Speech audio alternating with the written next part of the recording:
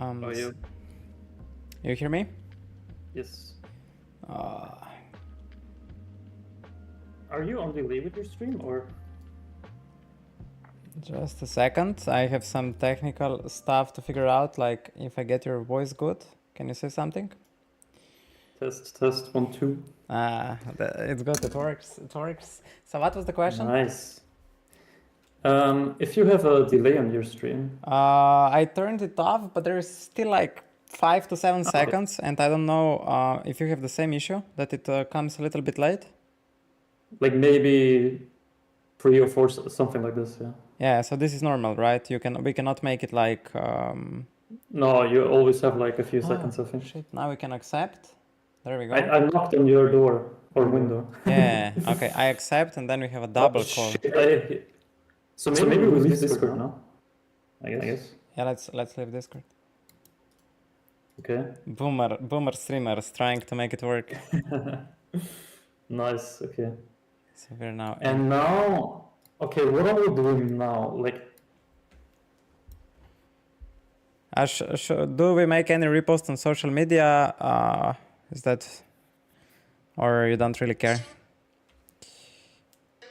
You have Instagram, or you're interested in any of that, or we just do the study? I don't really have any social media okay, for poker. sure.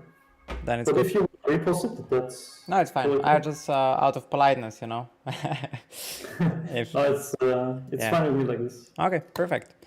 I have some hands ready in tracker, like the biggest EV losses of today. That's one option. And the other one is YouTube VOD. But I'm a little bit of a boomer on YouTube because I'm not showing like whole hand. I just jump to where the action is, you know. So sometimes it's just in the middle of the hand. We can try anything. Okay. I think the best way to do these things usually is, I mean, going over hands is never wrong, right? So if you save like key hands, that's nice. But the best way I figured out to study is to go over live gameplay, you know, to see all the timing tells and all the timing tells you give away, and there's so much that you cannot see in a hand you don't load, you know. Yeah. So I think that would be nice to do. Okay. Unless you have some very special hands you think are super interesting and you have no idea what you did or something, then we can also go over them. Let's go that. Let's go your way, and then later on we can still do that if we'll fill it. Yeah, sure. Okay. Perfect. And now we just have to figure out how we do it. I'm not sure now. Do they see your stream or my stream, or your viewers see? Like, I have no fucking clue what's happening. Do we share our stream? Probably not, right? Each controls OBS of himself. So people who watch your stream see your stream, but I'm in your title, I think. So they can click on my stream too. Okay, so streamer individual just like somehow is merged when they see us together on Twitch landing page, right? I think so, yeah. Yeah. If somebody can give us feedback what's really happening, yeah, we will be glad. We see only you. What about his stream from nassgebiet, from Wet Mountain himself? Yeah, I think they only see you. But I should be in your title. Yeah, sure. That's how it works. But we can share, I can share screen. We see only... Yeah, okay, I don't understand what's happening. So if you understand, please explain me. Okay, so basically we just share nothing. I'm just in your title, and you are in my title, you know, in the Twitch title. And they can click on my stream, so they will see what I see, and vice versa. But there's like no crazy split screen or anything. I didn't understand, but it's okay. It's fine. So I think what we're gonna do now, like the window we have here where we're in the call, you click on share your screen. Okay. And you share the screen where you have the YouTube video. Sure. So let's test this now. Okay, I'm sharing my screen. So they're seeing just my screen? They see your face or my face or just the screen? The people watching your stream? Yeah, Pokemon has a good point. I'm just gonna check on the phone like how this looks. I have no clue. So I guess they see my screen, right? Yeah, it's just a normal stream. Like you would usually stream. They see what you share, basically. Okay, I see. So my stream is in OBS and yours is in your OBS, right? And what is about this that we share at the moment? I need to share it. Oh. And now you want to share, so Yeah. we both can see the YouTube video and what we're gonna talk about, you know? Okay, is maybe better that you have it, that you stop when you think it's important, because I will be less perceptive, you know, to stop it. Okay, we can also, so I go to your YouTube. Yeah, just write AtaTheGreat and select the last what.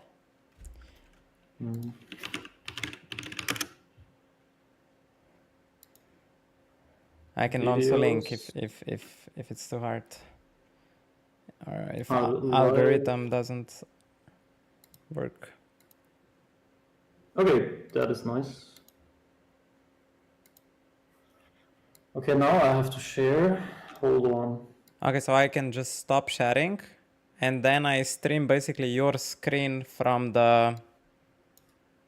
this program, right? So we could also ignore this program from Twitch and just be on Discord, right? That's also a possible thing. Yeah, the only difference would be that we are then not connected, right? No, that we would leave the connection, mute here, and just use some other tool. But if you have a Discord Premium? No. Then we just be here. Maybe here it's probably better quality of share screen, I guess, right? Let's try. I'm just gonna share it and see what happens. I don't know what's going on. This looks good. I see it. I'm gonna share now to my stream. What do we see? I hope the quality is good. Yeah, I think this is it. I can make it more visible. How can I make it? Maybe two table view. Yeah, this will work perfectly. Is this good? Yeah. Like, I think it's good in my stream. Yeah. Guys, is it fine? Visible? Maybe. How can I make it bigger? Yeah. Well, I have so much shit on my screen. That's crazy. Yeah. There's like OBS. There's screen share. Okay. Yeah. Low quality. Wait. I think it works.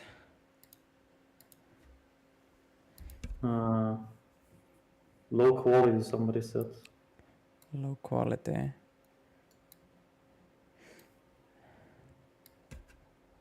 I mean,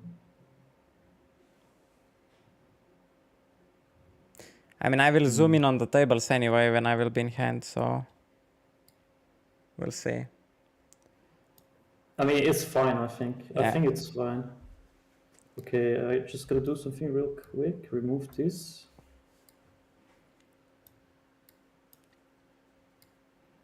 I try to make it bigger on my stream. Cards are visible, but letters and numbers are not. Okay, so, but you can see I'm playing it now, right? Does it work? You can see this, right? I can see, yeah. It's a little bit small. It's probably also small for everyone which is watching. When I have a spot, I will anyway zoom in on the table when I was streaming. So if the spot will be big, we will see it closer. Okay. Yeah. So, ace king, bottom right, limp, ISO, re-ISO.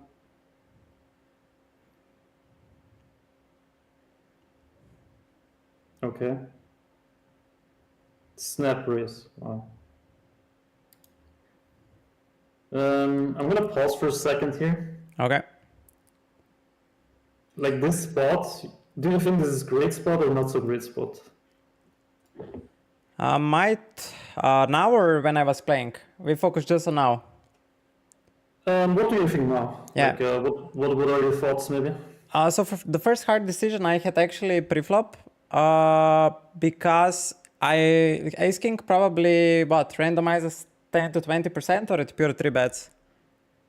I mean, first, so button versus cutoff at pure free bets. With limper. Yeah, that's the thing, right? Like there is no sim, like there is no limping in reality, right? So you have to forge it together a little bit how you think it's gonna be. I was like, maybe with limper, I just thought like we treat it similar, like if he would open from a little bit earlier. So just a little bit of a room, you know? Yeah, but his range is gonna be maybe a little bit A stronger. little bit stronger, right? And versus stronger range, I thought that ace king off mixes like 20% flats, right? Would you ever randomize in that spot ace king flat? The only reason I would flat this is so I hope the cutoff rechance and then you can get it in. Okay. But I would always re-isolate here because ace king in late positions, I wouldn't say super happy, but you're happily stacking off, right? Usually, how it goes is cutoff opens a lot of hands, button free bets a lot of hands, then cutoff has to four bet a lot of hands, and then you have ace king and you love your life because you're gonna jam, and your opponent is gonna fold a shit ton, right? And then that's usually what happens with ace king. Because cutoff versus button, there's a lot of free betting and four betting because it's like these stealing positions, right? And the button is in position. Yeah, my question is more from like a solid standpoint for higher stakes when you play 500 or like 1K what you play. If you will have probably very similar situations, Rec will isolate with a little bit stronger range, and I guess you know that versus a little bit stronger range, Ace King will start a small frequency randomizing with calls, right? My question is if you... I don't think so. So Ace King is just pure 3-bet. Maybe I have bad pre-flop game still. I thought that it randomizes a little bit of calling on the button versus early position. Wait, do you see this, by the way, if I change the... Do you see GTO wizard now? No, I just see I think you have it on second screen. Maybe if you drag it over the video, we will see it. Wait, why can you not see it? Maybe you just share YouTube, right? If you select GTO wizard, tap in the browser, we will see it.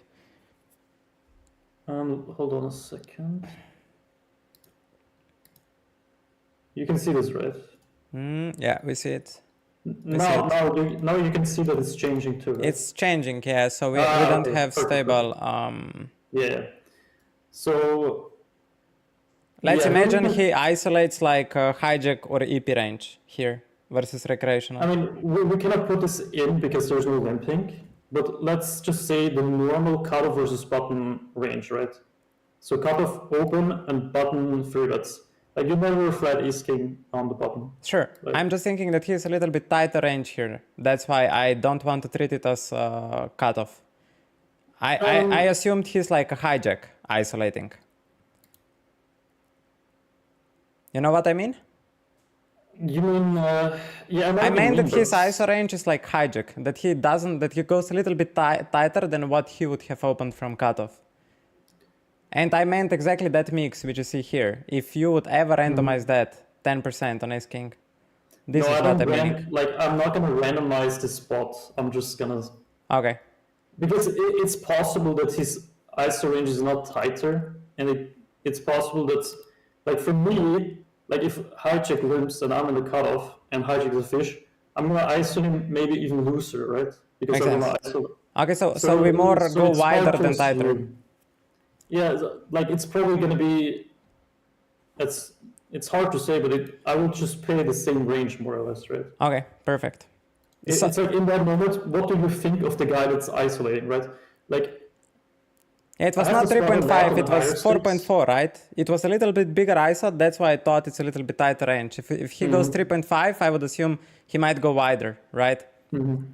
Yeah, but you could still just say, anyways, a general rule is things that are low frequency, right? If you do them pure, let's say hijack, open, button, I'm gonna have to flat this 12.5% of the time. If you just free bet this pure, like that's totally fine, right? Yeah. Like don't be too focused on these small frequency things that don't matter this much, right? It's just some fine tuning, but the main thing to focus on here is I cannot click anything. Yeah, froze. So at what point you would start caring? Like at what frequency mix you would start caring that you wouldn't just simplify it? Or you have simplified preflop charts without any mixing? Like if it's over like 20% or 15, right? Okay. So at around 20%, it's for you meaningful enough that you start mixing preflop. Yeah, something like this, right? Perfect. Okay, sorry to take it so long. I was just like curious because in spot, that was exactly what I was asking preflop. No, that's what we're here for. I mean, that's important. Perfect. I mean, there's some spots where it's going to be very thin ranges, like let's say Bitcoin against UTG, where your free bidding ranges are going to be very low frequency. And then those things going to be more important, right? Makes sense, yeah. Because then you would just never bluff if you would ignore 10 to 20% frequency 3-bets.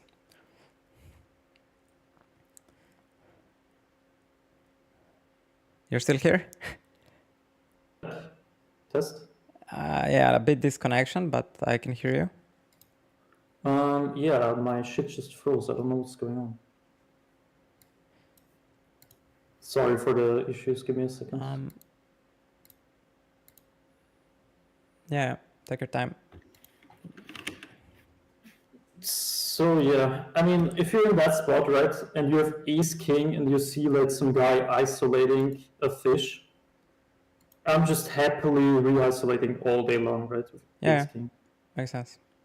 And not worry too much what the like exact frequency would be or could be, right? Yeah, I know it's 90% there. I was just like thinking, will I ever mix there? That was my only. I was curious like how you approach it, but yeah, all clear. And then on the flop, it was ace jack 7 with 3-bet ace king. The isolator calls. Yeah, I'm trying. I think I'm in the wrong video now. Shit. Oh no. Another option would be to just go through poker tracker hands where we can make it way bigger and find that ace king. Fuck, which stream was this? Just the last vote. It was from today. Okay, I cannot find the timestamp then. It depends on where you clicked, you know, depends on where you clicked. Bottom right. But it was in the beginning, no? Oh my god. Professional streamers. Really? Just a second, nassgebiet, we got huge rate. We have 150 people coming in from Visteron himself. Holy shit, let's go. Welcome everybody. Yeah, well... Oh shit, oh we have it! We have it. Okay, just give me like 20 seconds that we do some intro. Now it's a lot of people that we introduce you, myself, to so many people. So we are doing currently a study stream after my session with a big cash game legend coming from Austria. His nickname is Wet Mountain in translation to German language. Mr. Nassgebiet, playing, what's your main stake? 500, 1K NL? I would say my main stake right now is 1K NL. I play some 2K, but I'm kind of new to 2K. I play a lot of 500 and 200, but I would say my main home is 1K. So 1K NL regular, what a pleasure to have him here. Let's all try to learn something. At the moment we are reviewing 3-bet spot. I'm gonna show it right now on the stream. We 3-bet with ace king off, China calls, and on the flop our thought process is to first sizing. I wanna play a sizing where I think most pockets are folding anyway, so I just want to concentrate on a Jack X region. So I was thinking like, what makes Jack, like Queen Jack suited, a hard life? Maybe around B55, B60 would be the right sizing choice to just play B60 or check. That's what I was thinking in game, but in practice I selected B40. Okay. And then versus a race, I was imagining like versus a snap race. We saw it on video. It was really snap race. I was thinking like this is like combo draw, or I'm dead. So in practice, I actually folded. I thought like these guys are not. Yeah, I don't see it. Like I thought I'm just dead after the Fair snap enough. I race. mean, I gotta say, fair enough assessment of the situation. In general, so the first thing I want to say here is, so in this 3-bet pot, ace jack 8, I can always open GTO wizard on the side so you can see later. Our range is pretty happy, right? We have a lot of ace king, ace queen, ace jack, we have checks, we have a lot of draws ourselves and pairs with draws and gut shots and flush draws. So in this kind of ace high boards, a lot of the time you see in this button versus cutoff or button versus hijack that we just range bet, right? And usually when you range bet, mostly you just go smaller. Okay. So, I mean, ace check 8. So if it's like ace check deuce or ace 10 deuce, so a little bit more disconnected, it's going to be mostly range bet. On this ace check 8, it's pretty wet texture, so you definitely have a checking range, but your betting range wants to bet smaller. And because so many of your hands are like, don't want to get check raised, right? And you can get check raised a lot on ace check 8. Well, if it was like ace check deuce, especially without a flush draw, there's not that much check raising going on. So you have to be you have to be careful in this spot, right? And ace king in this situation, I mean, we're pretty far up in our range. If you went for this sizing, which you went, and you get raised, I would either just try to get it in or, yeah. I mean, like, in theory, you're not supposed to fold because, you know, you have ace king on ace jack 8. But it's definitely a tell that your opponent is snap raising this flop. And here I would look at his numbers at least. Like, I always click on the profile, right? Like, what are his stats? If it's because the 33 alone on his account doesn't say much, right? It could be 33, 27, 22, and then it's very aggressive, or it can be 33, 9, 0, right? Yeah, two And then different it's types. Yeah. super passive. So that's a huge difference. And every time I'll get in a tough spot like this, where we are right now, right? So you see that, and you get slap raised, and now you're in a very tough spot. The first thing I do is like click on my opponent's profile and look, okay, what are their stats? Maybe I look, have I played hands with them? Then I look, has he just lost a huge pot, or has he played huge pots before? And maybe he hasn't played a pot in 50 hands, right? And then you can, like, that helps in your decision making. And yeah. But yeah, very important here is your sizing on the flop is pretty big already. I mean, I wouldn't say it's the worst, but it's something to be noted. And what do you think about polarized approach on the flop? You dislike it, or? No, I don't like it because you have so many hands that like to go small here. For example? So many, a hand like ace 10, a hand like king queen, like very often with these hands, like his hands, like under pair something have to fold anyways, and you have so many, you're so protected here, and you're in position, right? Like you're not here with king queen, and you're like, oh, I need to size up to make him have a hard time, right? You can just bet small and then continue firing the turn or the river. And you have a lot of great turns to configure. You're in position. You have a lot of great equity realization with a lot of hands. You don't need to like say, okay, I just have to go super big here, try to make him a folded check already, right? So a lot of your hands just like to go small here. My like instinctively, I doesn't make, I cannot be aligned with 25 because I don't see what I make him fold. Pockets, you know what I mean? Like any gadget he has, any pair he has, it feels like everything natural continue for him. From this comes like a size up, right? Am I thinking wrong that I have first this approach when I play a spot like single raise whatever? First I try to think which size will make anything indifferent. If the size doesn't make anything indifferent, it feels weird to me to play a strategy which doesn't achieve anything, just to make my life simpler, right?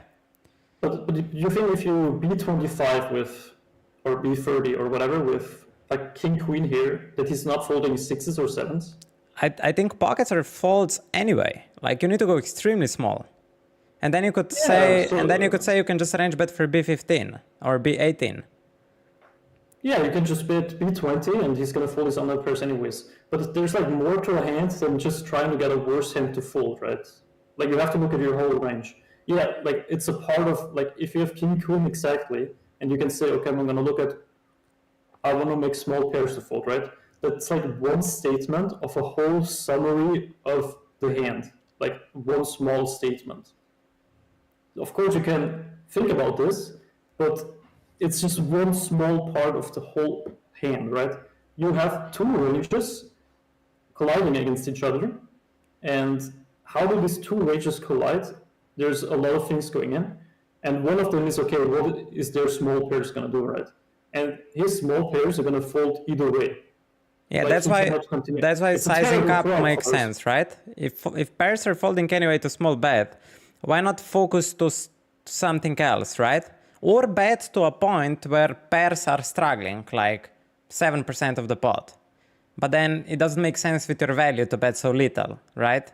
Like you said, ace jack deuce, different story. The pockets are actually indifferent versus B28 or B27, right? I mean, it's just how your whole range likes to play in the spot, right? Like, if you look at your range, we have a bunch of ace-x, we have a bunch of broadways, and we have a lot of medium strong hands on this board, right? We have some strong hands and we have some weaker hands. Yeah. But we have a lot of medium strong hands. And it's like, okay, the hands I'm gonna bet, I don't, there's too many hands with like medium equity, and you just bet small with them, you know? And then you also bet small with your value. With some of your stronger hands, right? There's so many hands here that have like medium value, or just ace 5, jack 10, king jack, king queen, all this kind of stuff.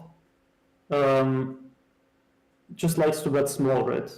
You have too many medium strong hands, if that makes sense. So the lesson here is that I should first look what majority of my range is and how that range wants to play, not looking into what I'm achieving with bet size. Can you say it again? So the lesson here is basically what you're saying is that I should first think about my majority of my range instead of focusing on what certain bet size will do to my opponent's range. You focus on both of your ranges, what the both of your maturity of ranges are looking at here, right? And you have a bunch of these hands to connect with this board, and your opponent does as well, right? Makes sense. Therefore, you just go like smaller sizing. You're not focusing, okay, I want to make... but if both connect, if both ranges connect, right, isn't that a reason to start betting big? Because it's so inflexible?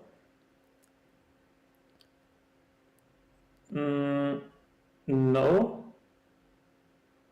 It's when he has a bunch of... so you do have nut advantage a little bit. I mean, your opponent can also have checks and ace jack and eights. Yeah. But you have like aces, so you have a little bit of nut advantage. usually when you have like a huge nut advantage, you have some more polarizing strategies, right? You can split your range. But on this board where your opponent is going to have a lot of equity with a lot of hands, and you have a lot of equity with a lot of hands, like you usually go smaller. So let's take another example. If the if there's a non-free bet pot, I'm just gonna say this with nut advantage, right? And you're in the cutoff and big blind defense, and the flop is ace king deuce, right? okay. Then you have the massive nut advantage because your opponent never has aces, never has kings, and never has ace king red. Therefore, your betting strategy is going to be more polarized because you have a lot more nut advantage or all the nut advantage that he doesn't have, and then your bluffs can also go bigger, right? And then you can push the nut advantage. You just say, okay, I have nut advantage, and I just go massive with all my range, and then put him in a tough spot because. Sure. Okay. But here we have maybe a little bit of nut advantage, but there's so many medium strong hands and medium strong draws that we just go smaller with the range. So what are you trying to say here is that when both ranges have a lot of nuts and one range has just a little bit more nuts, there is no reason to focus on the nuts. It's more focus. We need to focus more to the mid range. But in the previous example, one range has a lot more nuts, and then it's just the defender's job to defend versus those nuts, and we just pile money in. Correct? That's what you're trying to communicate. Perfect. Yeah. And one more thing, I think you have wrong microphone set in that Twitch call. They hear your webcam microphone, and it's on my side. It's really bad, and on your side, it's really good because you have on OBS different mic. Oh shit! All right, hold on. I didn't want to interrupt you because we had so good discussion. So yeah. Is this better now? This is like whole another level, man. Very nice. Okay. Hold on, I'm gonna read in my chat. Punepo is saying something. No, on your side it's perfect, because you had selected the right microphone in the OBS. Yeah. I'm just reading my chat because somebody's saying something.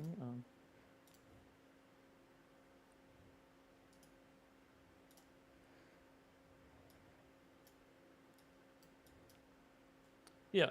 So I hope this somehow makes sense here. That yeah, everything clear. I understand.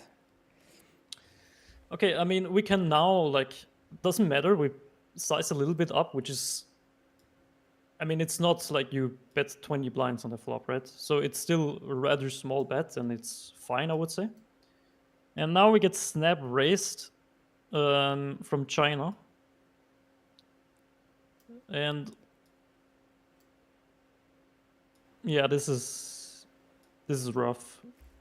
I think in that situation, as I said before, I would look at every detail, right? Of his stats, everything I can find, maybe previous hands we played, and then make a decision, I think the easiest way would to just rip it in here, or to fold maybe. But yeah, this kind of sucks the spot. How would you approach it? How would you approach it on 1K NL? You bet B25, high frequency, not range, like you said, and you would face a normal size raise. So let's say you go 8 blinds and the guy raises 24. Mm-hmm. How would you approach from that point, and from where are bluffs coming from, and how do you handle your defense frequencies, and if you use randomizer at all in these decisions? I mean, it also depends on who I'm gonna play against. Rake to high. Let's say rake to high. Rake to high is not playing 1K though. Okay, but I know he will play solid strategy at least, right? So let's pick somebody which plays, solid. Yeah, I mean, call. I just bet small, I get raised, I call, and then I'm seeing what the turn is, and you go from there, basically. Let's say 6 of diamonds. And so he just goes a normal size. I don't know, 20 blinds, 18 blinds. Yeah, he should bet at least half pot, I would say. Yeah, then probably just like jam or call. From where you think his bluffs are coming from, and which hands you would struggle the most, and how would you decide what to do with them? So the thing is, ace king, we're having a very strong hand, right? We still have better hands like ace jack, jacks, aces, and stuff like this. But you can't always just wait for the. I mean, you can do it, right? You can say, okay, I just fold and I wait until I have aces. But that's not how you're gonna win the most money in poker. You have to also make the right decisions in the with the tough hands, like ace king here, and yeah, with his bluffs are gonna come from hands like 8, 9, 8-7 suited 7. ever? Yeah, hands that block an 8. Then 9, 10 is a big one. Jack 10 maybe.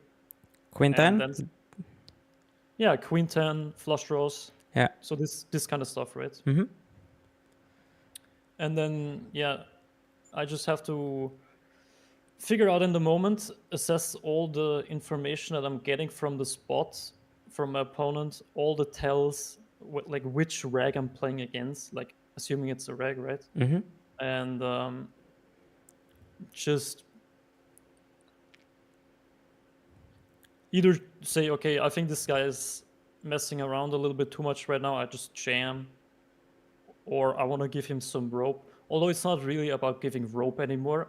Like a hand you want to give rope with is like aces or jacks, right? Like where, yeah, there's still bad rivers, but ace king, you're just like not that happy anymore with the spot. Well, with hands like aces, you're very happy because you have the nuts and you want to give rope. This is more like of a hand you just like, okay, do I just want to jam or call? But you're basically never folding, right, on a brick with ace king. Yeah. Because it's a really strong hand. Okay. So yeah. What would you do in these shoes with aces? In these shoes we have in game? I mean, you always just call down, basically. You give him rope, right? And ace jack? It's going to be more or less the same thing. I mean... is there any value hand which you fast play, like pocket eights, ace eight? No, I think you never... You don't really free bet this flop, I think. Okay. Because he's going to have a bunch of bullshit check raising the flop that is kind of dead to some of your stronger hands, like 8-9 or something. Mm-hmm. And you want those hands kind of to catch up or to bluff, right?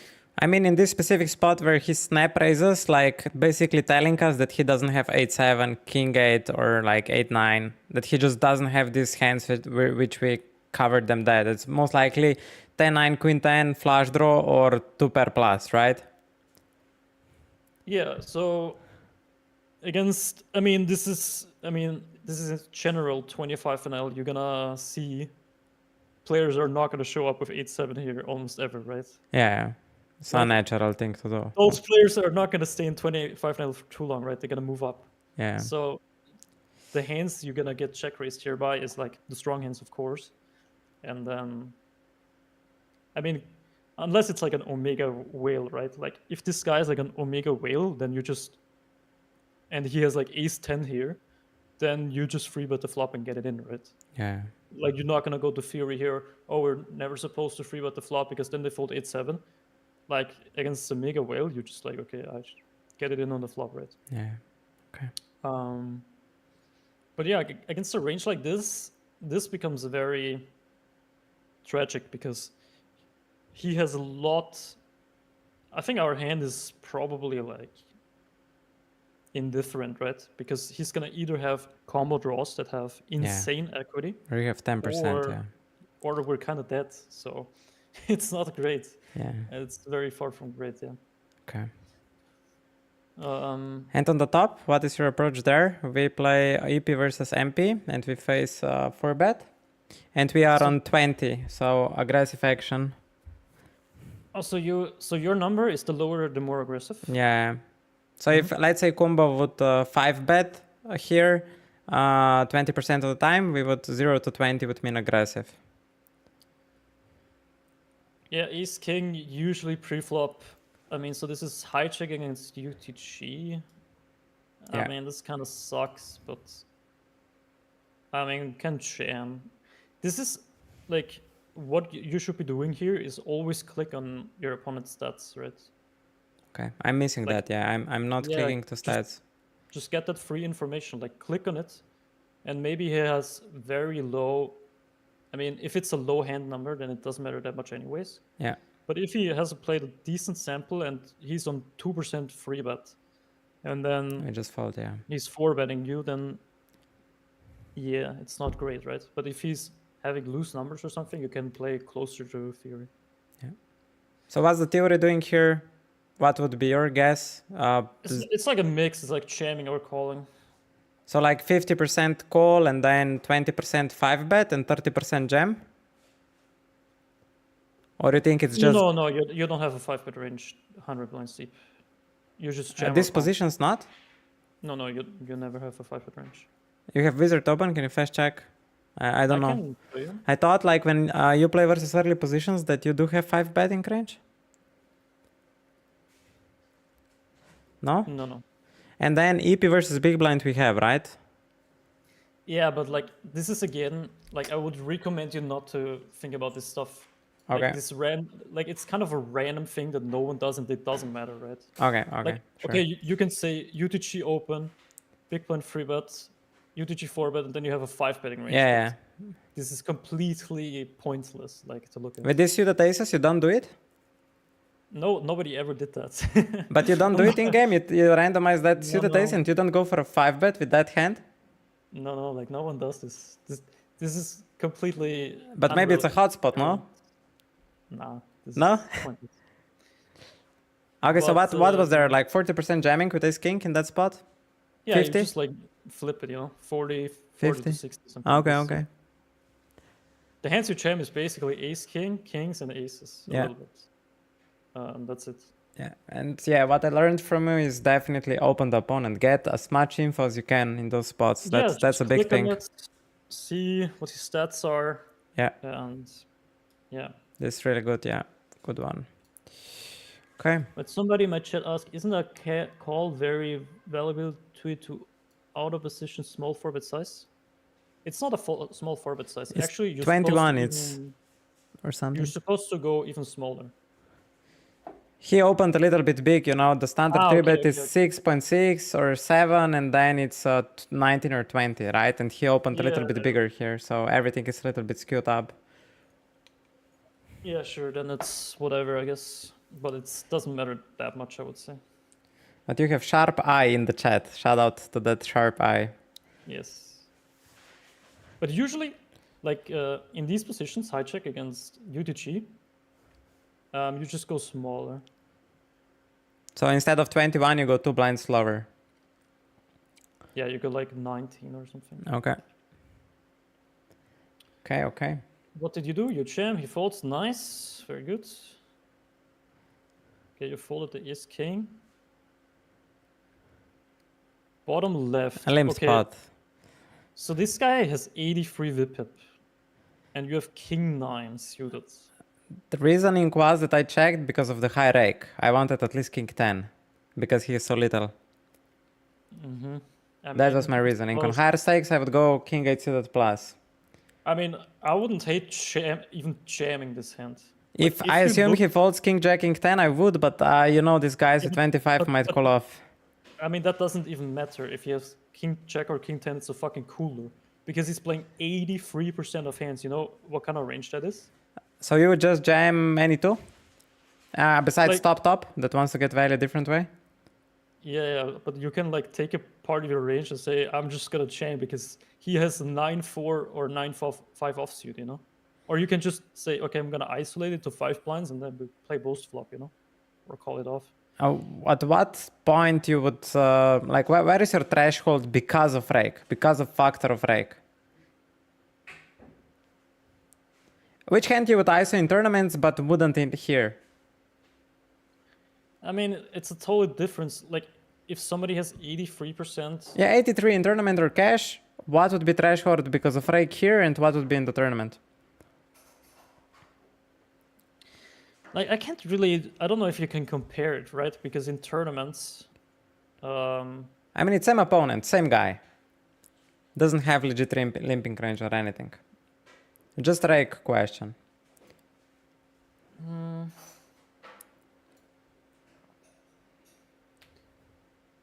I mean, I'm not sure. I think I'm kind of ignoring the rake and just looking at an 83% stat, and I'm just gonna win the pot like most of the times.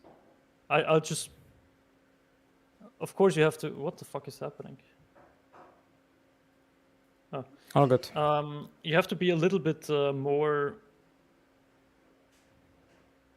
Like a little tighter, right? You can just say, okay, a bunch of hands that I would maybe ISO in tournaments I'm not going to, but I'm not exactly sure where the threshold is, to be honest. Okay, then I'm also not sure. exactly sure how exactly I will construct this range, right? Yeah. But I'm just seeing a guy with 83 whip hip, and he's gonna show up with like 9-6 offsuit, Yeah. and I have king 9 suited, which is a monster hand against an 83% whip hip range, and I'm just gonna say I'm gonna raise, you know. Okay, perfect.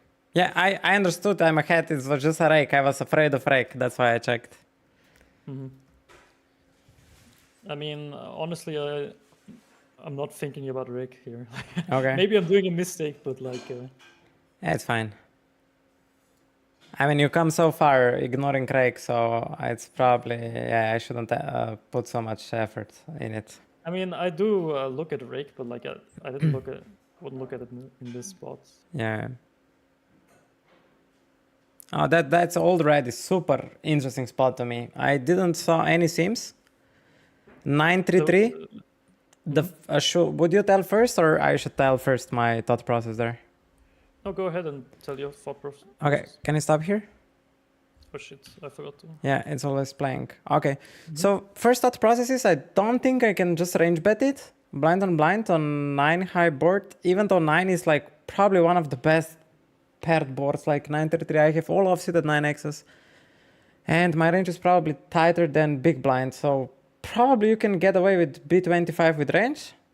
You agree?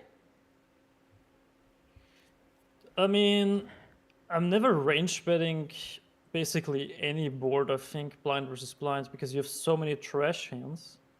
But if like this board is probably one of the better boards, right? Super guile board, yeah. So you can just say, okay, you might get away with range betting small here. Okay. Because I was thinking here, oh fuck, I cannot range bet, and this hand I would always bet with backdoors, and then I just check folded, like I felt so bad here, you know, like you would bend over and somebody would fuck you hard. That's how this hand felt. This is like a normal check fold. Really? So blind versus blind, you never have a range bet. Because the ranges are so wide. Yeah. It's not like if you open this in the high check against big blind, you range bet this, right? Sure. But you're out of position and your range is fucking ocean. Like, you're not gonna range bet. You have too much trash in your range. You can never justify a range bet. Like, the reason is you range bet is you have so many hands, so many good hands that yeah, your range wants to push, make bigger pot, and then everything bets. The range can just bet, right? Yeah. But here you have way too much trash, and yeah, you have good hands too, and it's like a dry board. Yeah. But you just have way too much trash that okay. Cannot do much. You know? So can you just tell me how would you play a split here? In how you split here, like how your checking range looks like, and what would be your bottom hand which you bet? What are your traps? What are your medium strong? What are your give ups? So you can start betting some ace highs, right, for value basically, and then you of course bet all the pairs, and sure. Yeah, and then you just mix it like this, right? So you randomize? Yeah, if I roll low here, like this hand, I mostly just check fold. Sure. I mean. What about 8-7? 8-7 in diamonds. Yeah, it's gonna be more or less the same thing. 10-7 of diamonds. I mean, 10-7 is already better because you have one overcard, right? So you would always bet 10-7 of diamonds? No. Like, I'm gonna look at the range here. I'm gonna say, okay, I bet half of my range, and I check half of my range. Okay. And then you somehow assess, okay, where is my hand? And is it good enough to be in the pocket of betting half of the range, you know? So the threshold with ace access is around like ace 10 off and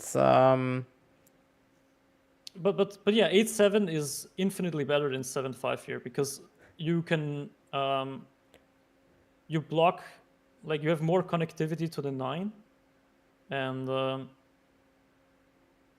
there's a lot of turns where you turn an open ender or a gut shot, or yeah.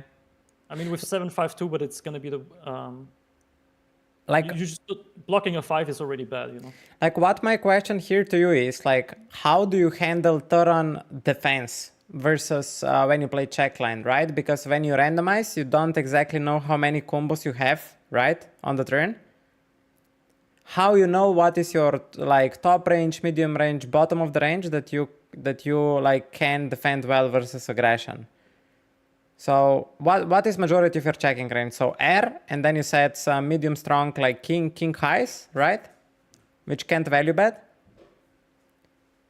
You mean the stronger part of my checking range? Yeah, what's your stronger part of your checking range and how you are defending it versus aggression on later streets? I mean, you can have all the overpairs basically. So you would check aces and kings here? Or you would randomize at some frequency? Yeah, sure, you check it. Like, this is how you balance your range, right? You say you have 50% of your range checks, Yeah. and then 50% of the times you bet, and then you say, okay, I'm gonna put some strong checks, and then you of course have a lot of give up checks, and then you put a lot of trash in your betting range, like 8-7 of diamonds would be one of them, right? Yeah. 10-7 Like, of diamonds, 10-6 of diamonds. This 7-5 is just a really Too bad weak, yeah. hand. And 8-7 of diamonds, it's gonna bet infinitely more than 7-5 here. Yeah. Or like check 10 or something, right? And then you have some good hands in your betting range, and that's just how you Okay, split. so you would check aces and kings here pure and bet all other pockets? No, not pure. Like half of the time, maybe, right? Okay, so you're randomizing basically all the value. Yeah. This is how you protect your checking range Understand. and your betting range. And then on turn you would randomize again all your value, which ones to check raise and which ones to check call versus second barrel, correct? I mean, first you have to see if your opponent is betting, and then if he's betting, if you want to check raise or check call, right? So how do you decide this value which is low played, like how much of that you want to check raise and how much you want to check call? Well, that's going to be depending on my opponent. It's going to be depending on my opponent's bet sizing, and then it's going to depend on, okay, am I going to roll low or high for the spot, right? Sure. If I'm okay, I roll a passive line already, Yeah. and then my opponent is betting, and I'm here, okay, I'm just going to check call aces this time, right? Okay. And so let's say you face B40 and you have randomized all value, right? Let's imagine we just play that value which you randomized on the flop, and now you are, let's say, putting 70% of those value in the check raise. Again, randomized. So if he just bets half pot or something, right? For B40, Like let's say you face B40 and you have now this B40, right? randomized value to play with. How you manage this range? So if I randomize aggressive, Yeah. I'm gonna look at the exact hand I have right now. And I mean, with 7-5, I don't have to randomize anything. I'm just Let's say you gonna check have queens, randomized queens. and then I say, okay, I have queens and I roll high, so for aggressive, then I'm gonna check raise. Okay. And- How low you would need to roll? How much passive you need to roll to call them? Like, let's say 30% of the time. So the thing is, I mean, we check raise this spot a little bit, but not too much. So with queens, maybe 30-40% of the times max I'm raising. Sure. And how much you would raise on the turn versus another B40? Though this value which you called on the flop, right? You randomized versus his B40, and now you face again B40 on the turn. How much of this value you would then raise on the turn? On like a 7? I mean, what's bet sizing? If you A bet B40, another B40. I mean, B40 is a weird sizing because he should be sizing up, right? You still slow play your value, right? Why he should polarize? He is wrapping a 9, right? Yeah, but he wants to. So He's if it's targeting your ace highs, 9-3-3 basically. He's targeting ace highs. It's majority of your range. Yeah, so 9-3-3-7. So he's gonna. The thing is, very often, like he's gonna step the flop with hands and then check back, right? Because he's gonna have a lot of. He can have ace highs himself, Yeah. and he's gonna have a lot of like weaker pairs like 4s, 5s, 6s, and stuff like this that wanna check back the turn. So very often, when we get to the turn on check call, and his betting range that continues wants to be like a stronger range, right? So the common sizing would be like around pot, right? So if you have Yeah. Jack 9 in his shoes, you would bet pot on the turn? No, check 9 is like not quite strong enough. Let's say you randomize a bet on the flop and then on the turn on a 7, you would just check back, let small blind realize all the broadways? Like his min value on the turn, I mean, he can have also like, I mean, the solver has a few sizings, right? It's like you're on the turn and you can say, okay, I'm gonna take the one part of my range, which is gonna be king 3, 9 plus. which is 3x and maybe... No, he can have some 9x. He can have like king 9 and ace 9 and then 3x. And this part of the range is gonna say like, okay, he's gonna go B67 on the turn? no, like pot or B110, right? Like he can even overbet. Because it's blind versus blind, you have to understand that king 9 here is very strong. I mean, it's the bottom of his big bet range, but the ranges are so wide that king 9 is already quite strong. And then, yeah, he has all the 3x, right? Okay. And then he sizes up with these hands, and of course, then he's gonna have some check 10s, some... Yeah, just random, like suited Random queen bluffs. X's, which is tapped, and Yeah, double exactly. barrels. Yeah. And then he has the other part of the range, which is going to be like, okay, some weaker 9x, some random shit, and then some random bluffs that want to go small.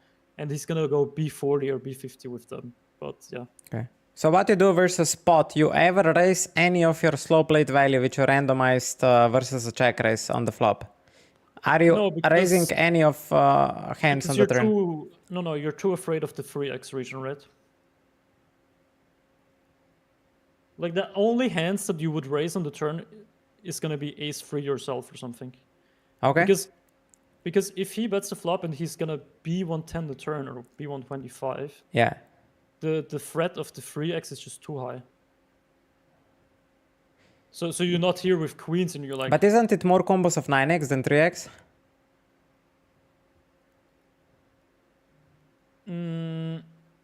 Not really.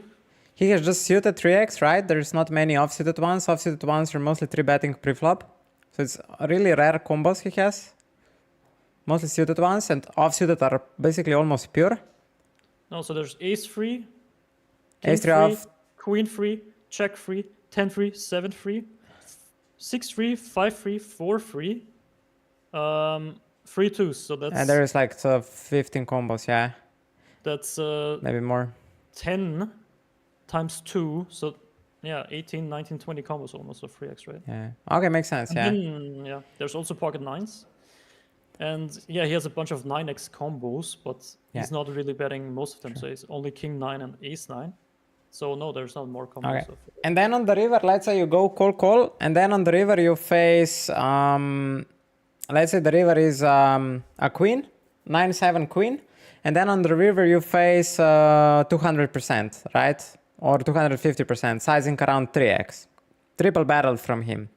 How do you know how you defend the river? That you're not overfolding or underfolding, since you randomized everything. It's like impossible to know how many combos you have. So if the river is a queen and we have pocket queens, you mean? Or No. The river is like, it's 9-7 queen runout or 9-7 deuce, like just a random runout, and you face a triple. How do you defend your range that you are not like that? You know the guy is capable, but you don't really know if he's over bluffing or under bluffing. How do you defend the river that you're not over folding or under folding? That you just protect yourself, you know, that this guy will not run over me. I mean, you don't have to be too paranoid about this. Somebody is gonna try to run you over, right? Like this is just a... It's more a question for 1K, not for these limits. For these limits, it's obvious. Yeah, but they will be obvious. Like, this is just a misconception of like people taking things too personal, you know? Like you have to like drop this mindset of like, oh, in 1K people are just gonna try to run you over and go after you, right? It's not that, just that you protect yourself, you know, that you're not overcooling or overfolding. Not that running over was maybe wrong words used. It's just more that you make sure that you defend enough. That yeah, you so if your opponent on the river goes all in, let's say, right, which is what would be how the 3x is played here? Like it goes this, let's say b40 flop, then it goes spot on the turn, and then what's the size for the 3? To 50%, or you think it's just all in? I mean, the river, so you're gonna have like a split range of all in or like some Around river queen, or what, or ace 9 and king 9, right? I don't think ace 9 or king 9 is gonna bet on the river. It depends. queen. If it's a low river, maybe ace 9 bets. No, this No? is too thin. Too thin. Oh, if it's a low river? Yeah, low river probably ace 9 king 9, and on high river that rivered pair. So 9 3, yeah, it's gonna be the bottom, I think, right? Ace 9. Okay. But yeah, I mean it's fine, I guess. But on the queen, That rivered queen bluff, basically- right? Bet. yeah, you're gonna have some queen X And 3x. yeah, you have queen X, 3X, pocket nines, and that's it. And then you can say, okay, you have two sizings. You go all in with your 3X region or stronger 3X region, Yeah. and then you have another sizing for your for this region of queen X that you hit on the river. And then you put your bluffs in between, right? So you're gonna have some bluffs that go all in and some bluffs that are. Yeah. You just click on And then your randomizer. calling range is gonna be okay. You still have some 3X as well, and then you have some pocket nines. Aces is gonna be like pure call. I mean, you have a little bit of queens. Yeah, And then whatever's you have left. queen 9, ace 9. Those are good hero calls, Okay. right? So nines and ace 3 and aces, it's enough that you are good here. But I mean, I can't like this is a little bit a wrong way of thinking about poker because this is what poker is all about, right? Like, Okay. I cannot give you an answer for this because it's more of a what we're doing here is like we're generalizing a spot for all players, while every spot is going to be individual against your opponent, right? And you have to make always individual decision for every individual spot. I cannot like you can be in this exact same spot we talked about and you're up against another player and things gonna change. So this is like the thing you have to decide in the moment, right? From experience, intuition, and then what is going to strengthen this decision making is going to be your theoretical knowledge and your MDA knowledge. Like, what is this spot under bluffed in? You know what MDA means, right? Yes, mass data analysis. So Yeah. the pool knowledge, like which lines are over bluffed, under bluffed. Yeah. Which boards are under bluffed, which sizings are over bluffed, all this stuff. And it's going to be a combination of all these things, right? And the more, and one part of your decision making is going to be MDA. The other part of your decision making is going to be what timing tells you have. Then what is your opponent in which pocket is your opponent falling, right? Is he a tight rack? Is he a loose rack? Is he a moody rack? If he's a rack at all, right? Or is he a moody fish? Which mood is the fish in right now? Is he spewy? Is he content? Is he just tight? And then your other very big part of your decision making is just theoretical knowledge, right? You just know the spot. You know exactly what's going on, right? What is his value range and all the stuff. And then you know what you can call off in theory. And then furthermore, you can deviate from that by exploiting because of what you think is going on. But the only way you can exploit something, you first have to know like the theory spot, right? Yeah. Like you can't just say, okay, I'm going to play exploited with poker without knowing the theory. That doesn't work. You have to know on the river, okay, which hands are good hero calls and what range am I arriving with and what range is he arriving with. And then, yeah, we can just... Okay. But yeah, good hero calls for you. You have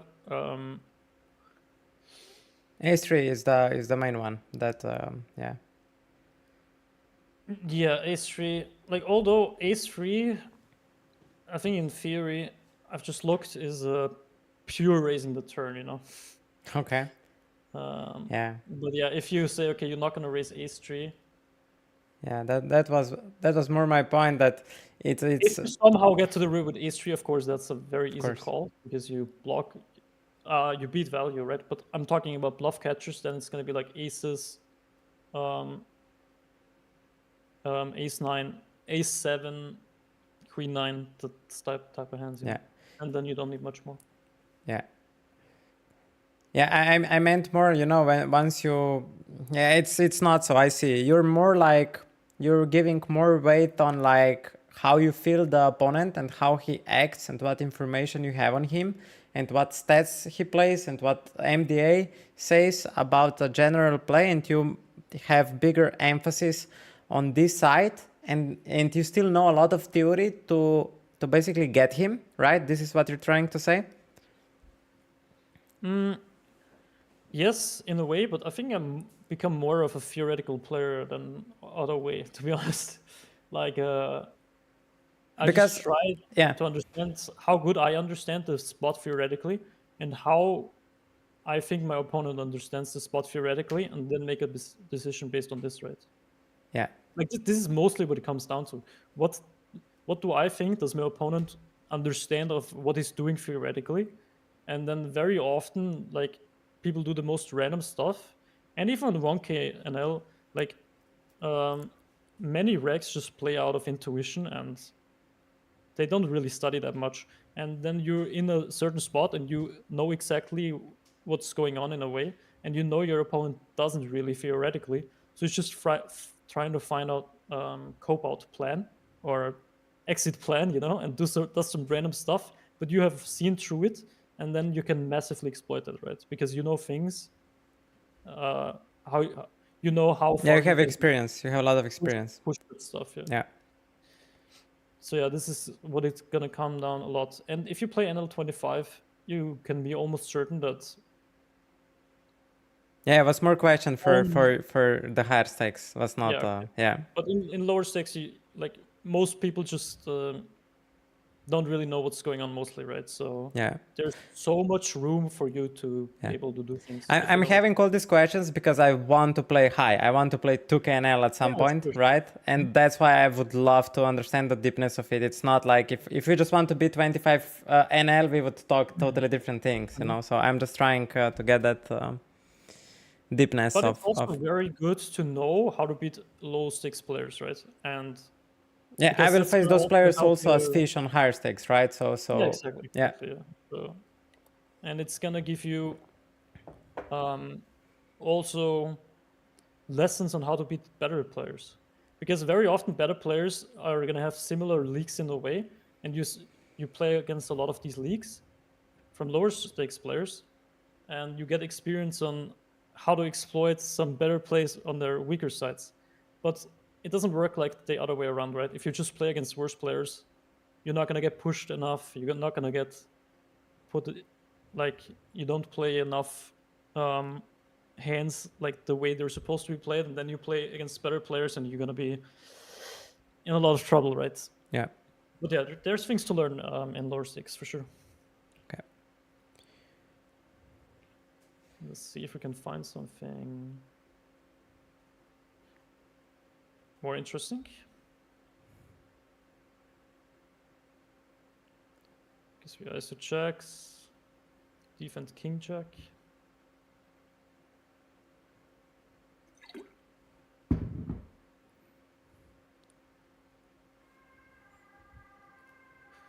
Okay, so top right on the east 10-5. I mean, we're playing versus 20 blind stack, just that you know. Oh shit! Yeah. Okay, never mind. In general, okay, if this was 100 blind stack, polarized. You would go polar. Okay. Yeah. I mean, even in 1KNL, people. I mean, it's not the worst, right? Like. It's fine. I don't see the problem of like just betting 1BB range or 1.5. I don't see a problem. some people do it, but like, I don't know, I'm not a big fan of it, because very often I realize that, okay, they bet 1 BB range, and I don't know, like... Maybe they maneuver the range till the river better that way than with the split, you know? When you start splitting, there's 2x more possible things you need to play well. I feel like it's the other way around, like when people range bet 1 blind, Yeah. or whatever small, and then they maneuver like poorly to the river. While when you split, it's gonna be Obvious. simple for you Yeah. to... Yeah, both ways. It can go both ways. Like, that's the point of betting range, you know, that you really are master of this split on the turn. If you fail, then it's whatever you do. Yeah. Okay. Lucky your fault. I mean, yeah.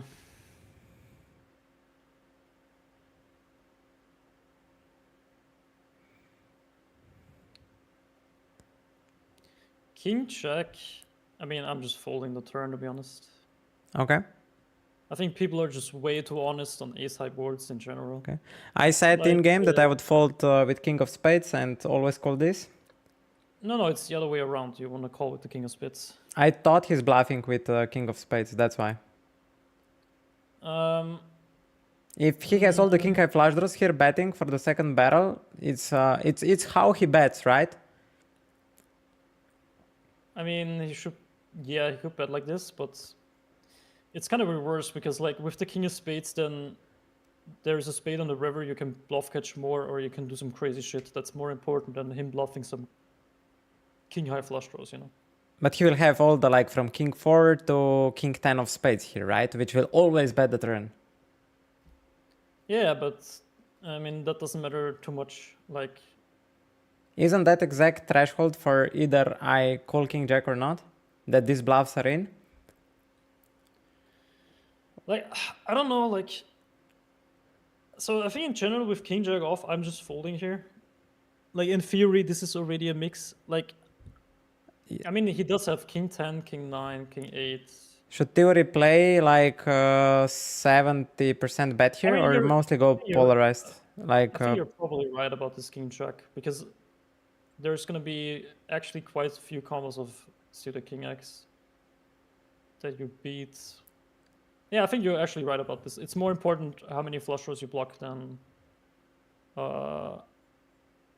what it gives us back, right? So having some river blocker flush work in hero call. is that the best strategy for him to bet b70? Or you would incorporate pot bets or over bets?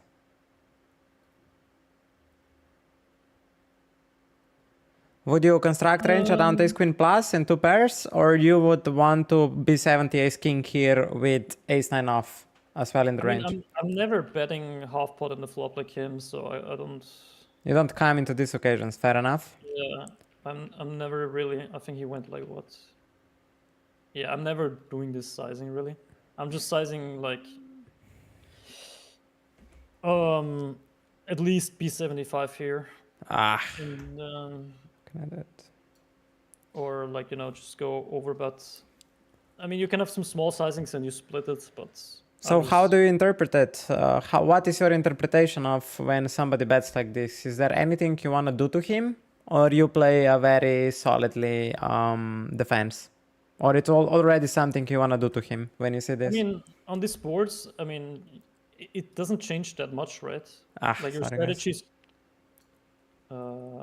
is still gonna be, you mostly call, right? You're not gonna raise too much. And when you do raise, you just go super polar, because you're not raising a hand like ace 10 here, right? Mm-hmm.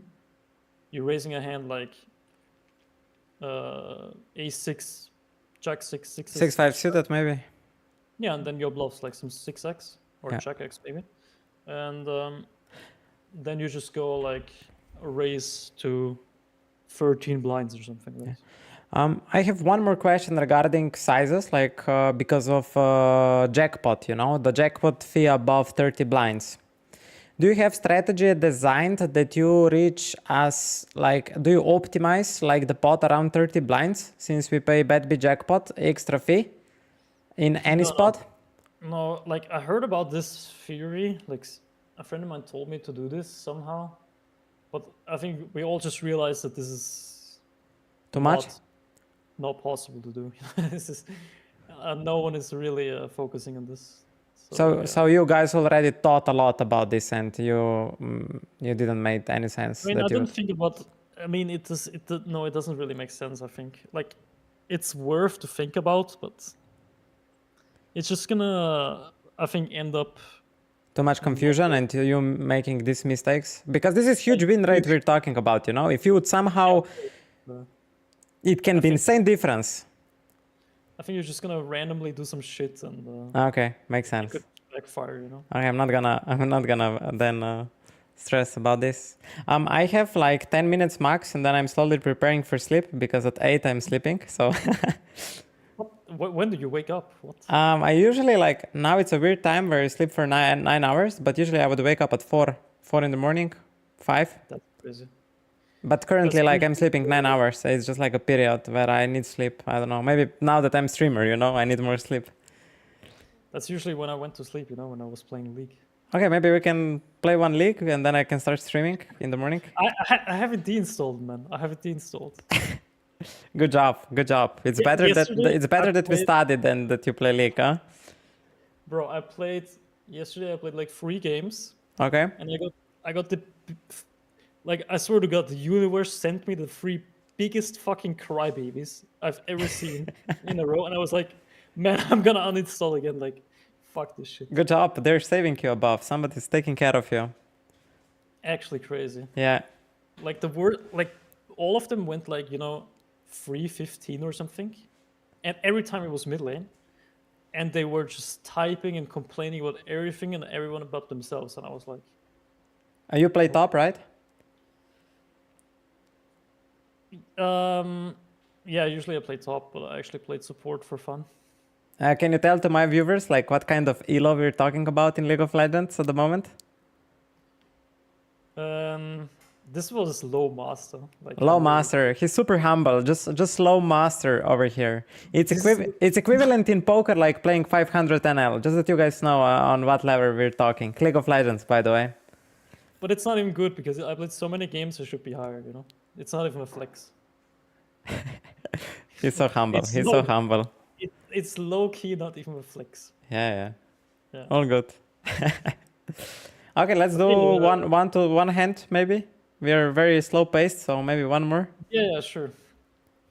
So let's go somewhere. So king check off, you call, which is fine. He did have the king queen. Yeah. That's actually interesting. Also with the king check, because actually the king of spades is really bad to have. Now I just realized what I said was completely wrong, because like he has king queen off, and his most frequent barrel on the turn is going to be king queen off with the king of spades, right? So yeah, even offsuit that prefer a spade, right? Mm-hmm. All good, man. That's why we're here. And I mean, yeah, like I mean, king check is just like very close, like. Yeah, I would make the difference exactly there. If I have a spade or not, that would be the breaker.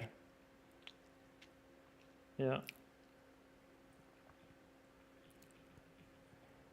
Okay, here, not so important, I guess. 5s. Okay, you see, but you check. And now, what are you trying to get to fold here? A range. That is actually very important lesson. What you're trying to get to fold range? Yeah. What? I think it's very hard for me to find a bluff here. See bet flop, check back on a queen, and then have a bluff on this runout. It's extremely hard. So I think I'm getting everything to fold besides slow played nuts. Yeah, but you're being a little bit naive here because like your opponent is not going to fold ace 8, 9, 8, ace 10 with the 10 of spades. Like, you think how many combos you think he has in a triple check? These hands which you mentioned. Like he's gonna have hands that he's gonna call on the river, right? Like you know, you're not gonna just say, okay, I'm gonna size up in his folding range, right? Like Sure. I understand somehow where you're coming from, but Okay. this is not how it's gonna work, right? He's So- still gonna have hands that he's gonna call on the river. So which hands you bluff with here? I mean, this is a good bluff. I bluff with 5s here too. But what I'm saying is that his folding range Yeah. is gonna be like inelastic to your sizing. So I think the hands that he's gonna call, or he's I gonna see. call I see your against point. Yeah, good 7 one. blinds or 14. So you can bluff here and get like the exact same region to fold with 7 blinds. And he's gonna call with the exact same region, or more or less, against your 14 big blind sizing, right? You're not really trying to get to fold. Yeah, you can get to fold some ace-x. Super good but point, man. Super. I agree. I agree with everything you said. I think 8 you're blinds, trying to fold a 9 it's or perfect. something. Yeah. Because if I you mean, have, you want to bet Jack 10, and his flushes still want to raise your nut flush, which you played like this, so that you can back jam. You don't want to go 14 blinds that he just calls the flush. You want all flushes to raise if he trapped, right? I mean, that's not the main reason. The main reason is you bluff 5s here to get like a 9 to fold. You get The sizing is decided by value, right? We are basically wrapping here Jack 10, which randomized turn, and revert flushes. No. Think it more simple. You're trying to get a range to fold that is not many hands. You try here. You bet 5s on the river. So what are you trying to get to fold? A 9?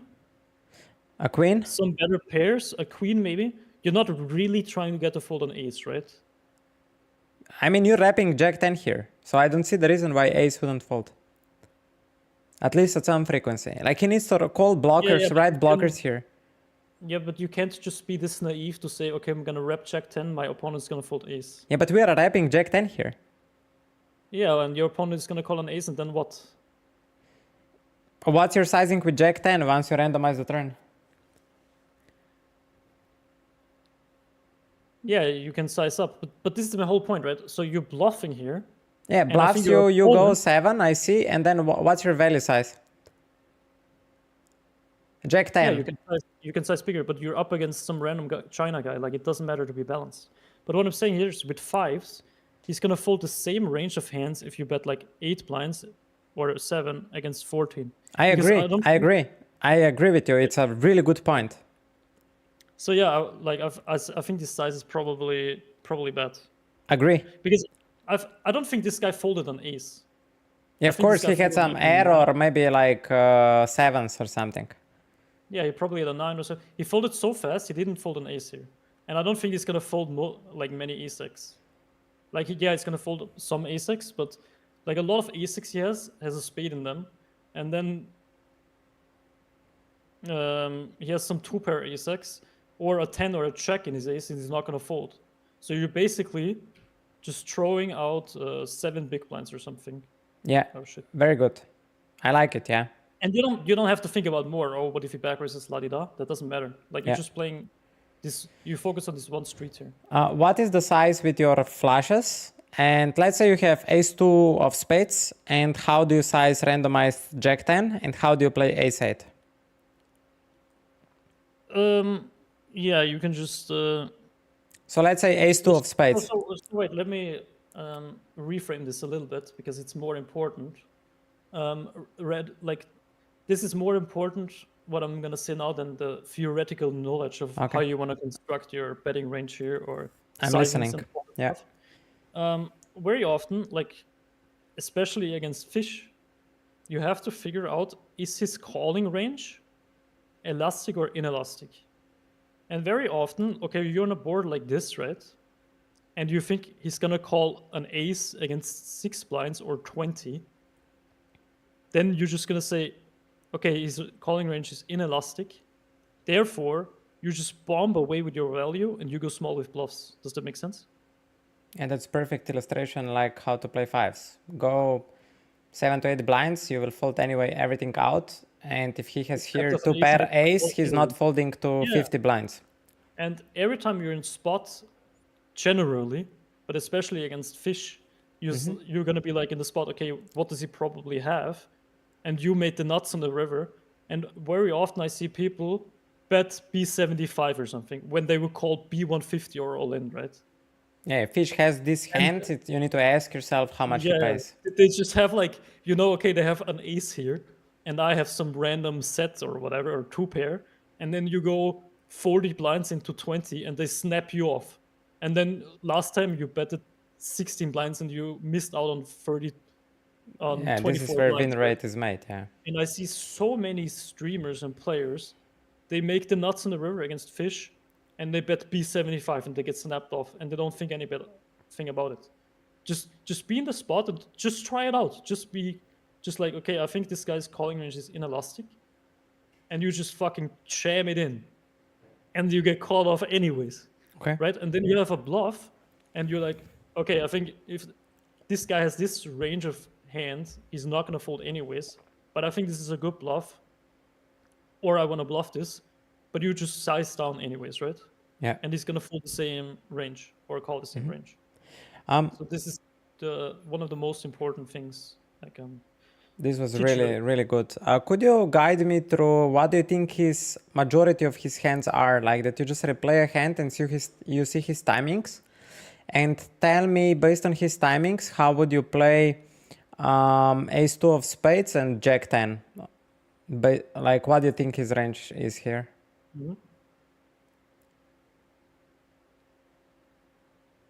Pretty fast call on the flop. Yeah, it's like the fast call on the flop is definitely a little bit of a tell. Like if this guy's ace 9, ace 3, or freeze, right? He is gonna be 3 seconds. 1, 2, 3, and then decide if he wants to call delay check raise or raise. so he's gonna be, yeah.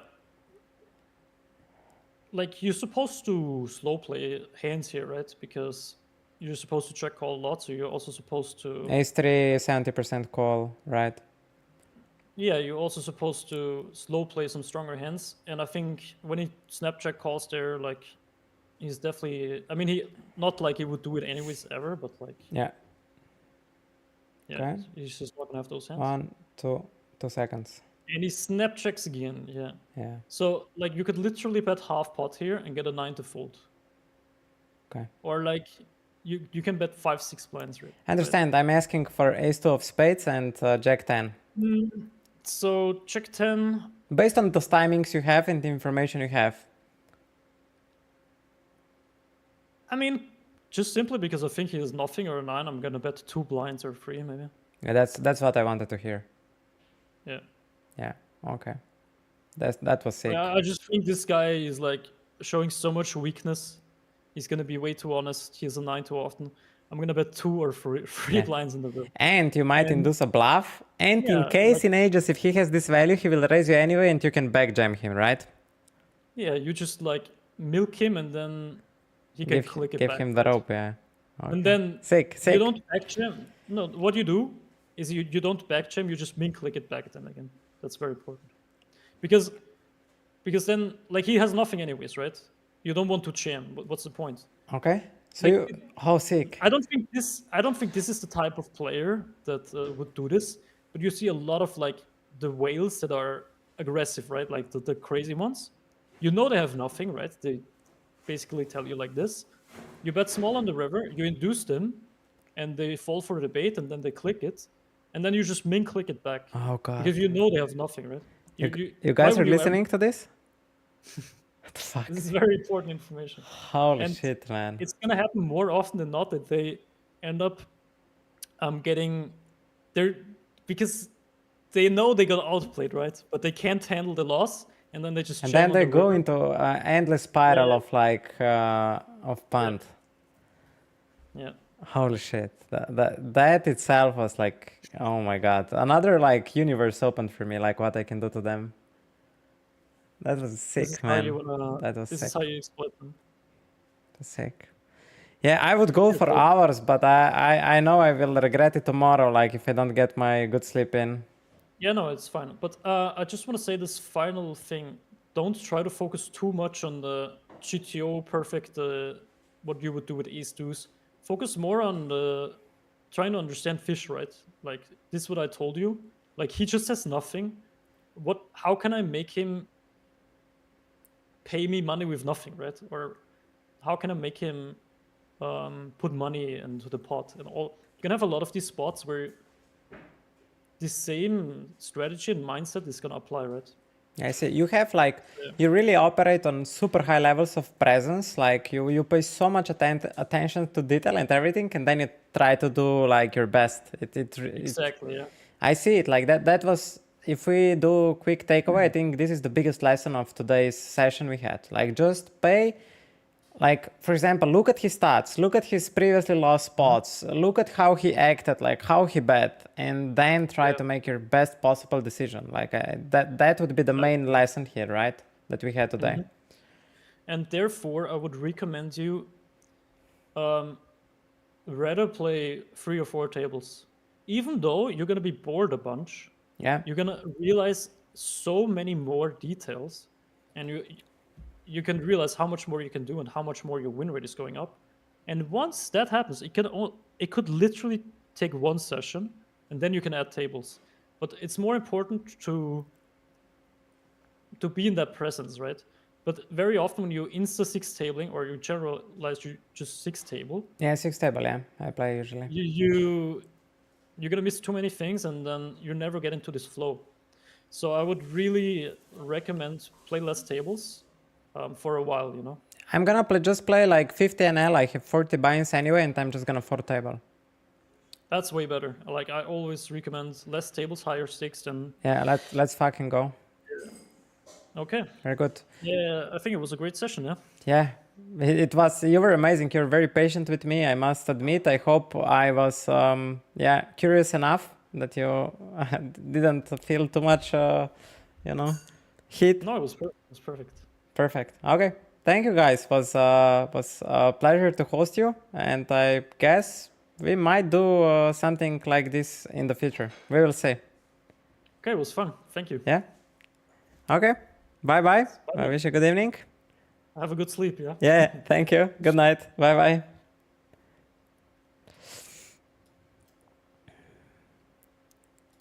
Okay, we're alone now. Yeah, going to shower. Sleep in 1 hour, and we see each other tomorrow on the Feld. 4 tables, 50 NL. We'll try to do our best. Advantage. Welcome on board. Yeah, go give Mr. Nassgebiet a follow. It would mean me a lot, you know. Let's show this guy some support, and if you like what I do me a favor, go there and give him a follow. It would mean a lot to me. Okay. Wish everyone good evening, and I guess I'm gonna send you to nassgebiet himself. I don't know if he'll play, or yeah, we'll just maybe his friend Rick Tuhai. I'm not sure if he will go for a session, so I'm just gonna send you there, and we'll see each other on tomorrow morning. Okay, great. Not sure if he will play. I'm gonna wait 1 more second. Yeah, I don't know. Okay. Bye-bye, everyone. Bye-bye.